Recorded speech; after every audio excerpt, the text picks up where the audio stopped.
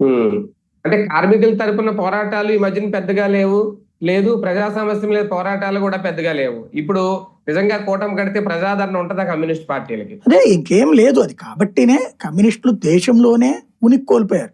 ఇవాళ భారతదేశంలో కమ్యూనిస్టుల పరిపాలన ఏ రాష్ట్రంలో ఉందని? కేరళలో లేదు, త్రిపురలో లేదు, బెంగాల్లో లేదు. అయిపోయాయి.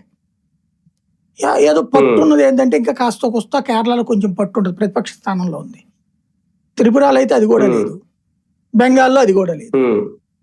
ఇక్కడ కూటములు కట్టడం వల్ల వీళ్ళ ప్రభావం ఎక్కడికక్కడ కూటములు కట్టడం వల్ల వీళ్ళ ప్రాబల్యం తగ్గిపోతుందా సార్?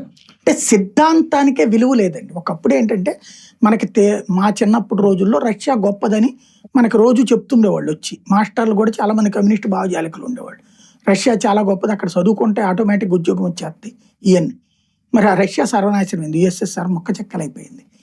చైనా గురించి గొప్పగా చెప్పేవాళ్ళు. ఇప్పుడు ప్రపంచం అంతా కుగ్రామం అయ్యాక రష్యా చైనా గురించి ఇప్పుడున్న మన యువతరానికి అందరికీ తెలుసు. జెన్జీకి తెలియదా, ఆల్ఫాకి తెలియదా?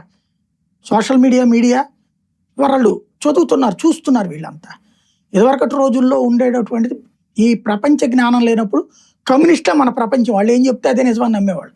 వాళ్ళు ఆ చైనా వాడు చెప్పింది, రష్యా వాడు చెప్పింది గుడ్డిగా మనకి చెప్పేవాళ్ళు. వీళ్ళు చూసి వచ్చేవాళ్ళు కాదు. లేదా వీళ్ళు వెళ్ళినప్పుడు వాళ్ళకి ఘన స్వాగతం పలికేవాళ్ళు. వాడు చూపించాల్సింది మాత్రమే చూపెట్టేవాళ్ళు. వాడు చూపించాల్సింది మాత్రమే చూపెట్టేవాళ్ళు.